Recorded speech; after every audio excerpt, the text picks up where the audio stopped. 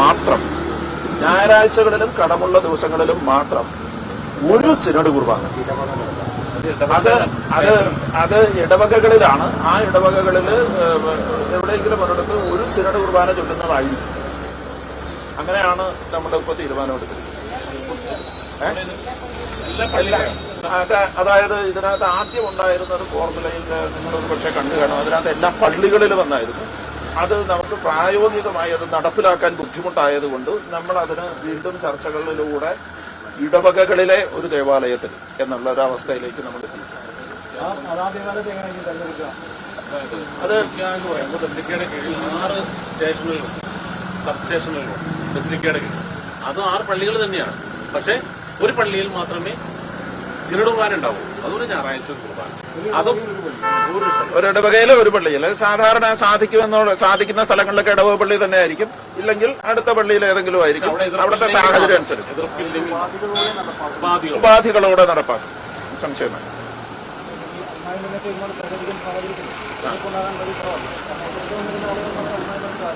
ഇത് എന്താന്ന് വെച്ച് കഴിഞ്ഞാൽ ഇതിനകത്ത് പലയിടങ്ങളിലും നേരത്തെ ഉണ്ടായിരുന്ന ഒരു സാഹചര്യത്തിൽ നിന്നും വലിയ വ്യത്യാസം ഉണ്ടായിരിക്കും.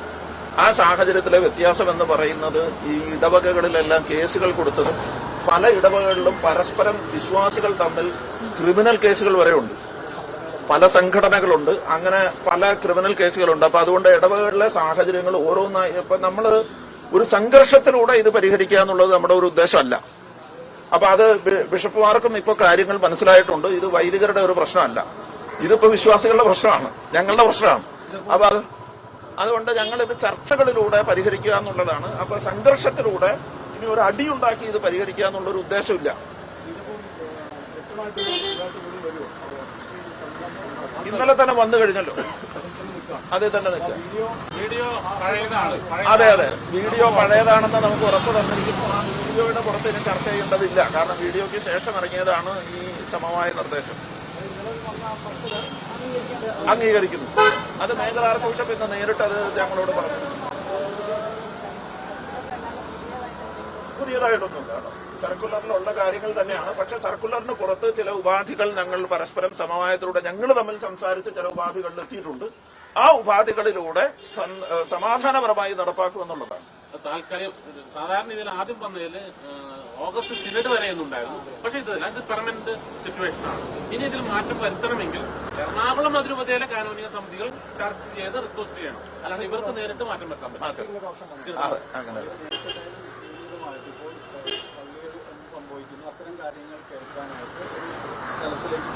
തീർച്ചയായിട്ടും അതാ ഏറ്റവും പ്രധാനപ്പെട്ട ഒരു കാര്യം അതാണ്. അതായത് നേരത്തെ ഉണ്ടായിരുന്നപ്പോ ഇത് കുറെ വൈദികരുടെ പ്രശ്നമാണ്, കുറെ സഭാവിരുദ്ധരുടെ പ്രശ്നമാണെന്നൊക്കെ പറഞ്ഞ് ഒരു തള്ളിക്കളഞ്ഞിരുന്നു. അത് മാറ്റിയിട്ട് ഒരു ഇടവകയിൽ പ്രശ്നം ഉണ്ടാകുകയാണെങ്കിൽ ആ ഇടവകയെ ഇൻഡിവിജ്വലായി അഡ്രസ് ചെയ്യാനായിട്ട് സഭാപിതാക്കന്മാരും സഭയും തയ്യാറാകുന്നു എന്നുള്ളത് വളരെ പ്രധാനപ്പെട്ട ഒരു കാര്യമാണ്. അപ്പൊ ഞങ്ങൾ ആ സാഹചര്യങ്ങൾ ഞങ്ങൾ കൂടി സഹകരിച്ച് എങ്ങനെയാണെന്നുള്ളത് അഡ്രസ് ചെയ്തിട്ടായിരിക്കും ബാക്കി കാര്യം. അല്ല, ഇനി അങ്ങനെ ഒരു സംഭവം ഇല്ല. അതായത് അവർ തന്നെ കൃത്യമായി പറഞ്ഞിട്ടുണ്ട്, ഈ വൈദികർ ഏകദേശം 400ഓളം വൈദികർ അവർക്കെതിരെ നടപടി എടുക്കുമെന്ന കാര്യത്തിന് ഒരു റീകോഴ്സ് ആപ്ലിക്കേഷൻ ഇവിടെ കൊടുത്തിട്ടുണ്ടായിരുന്നു. ആ റീകോഴ്സ് ആപ്ലിക്കേഷൻ ഇവർ മറുപടി ഇട്ടിട്ടുണ്ട്. ആ മറുപടി ഓൾറെഡി അയച്ചു പോയതാണ്. ഇത് തീരുമാനം ആവുന്നതിന് മുമ്പ് ഓൾറെഡി അയച്ചു പോയതാണ്. അടുത്ത ദിവസങ്ങളിലൊക്കെ ചിലപ്പോൾ അവർക്ക് ആ മറുപടി കിട്ടുമായിരിക്കും. പക്ഷെ ആ മറുപടി ഒരു നടപടിക്രമം മാത്രമാണെന്നും അതിന്റെ പുറത്ത് വേറെ കാര്യങ്ങളൊന്നും ഇല്ല എന്നും വളരെ കൃത്യമായിട്ട് നമുക്ക് ഇൻഫർമേഷൻ തന്നിട്ടുണ്ട്.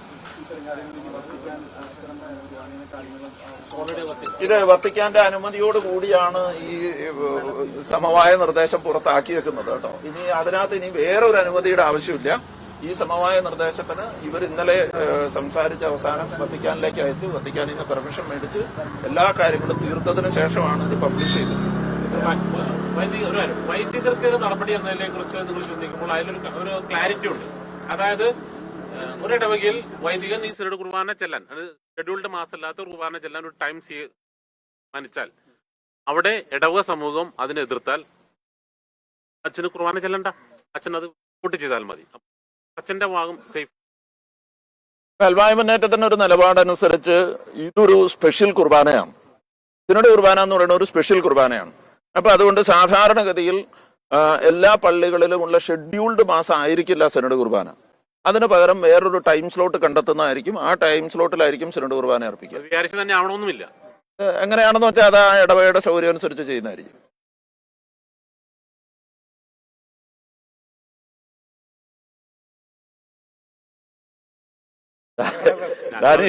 ചോദിക്കാനാണ് ഞങ്ങൾ വന്നത്. ഇത് ഏറ്റവും ഡാനി ചോദിച്ച വളരെ എന്താണ് പറയുന്നത്, വളരെ പ്രസക്തമായൊരു ചോദ്യമാണ്.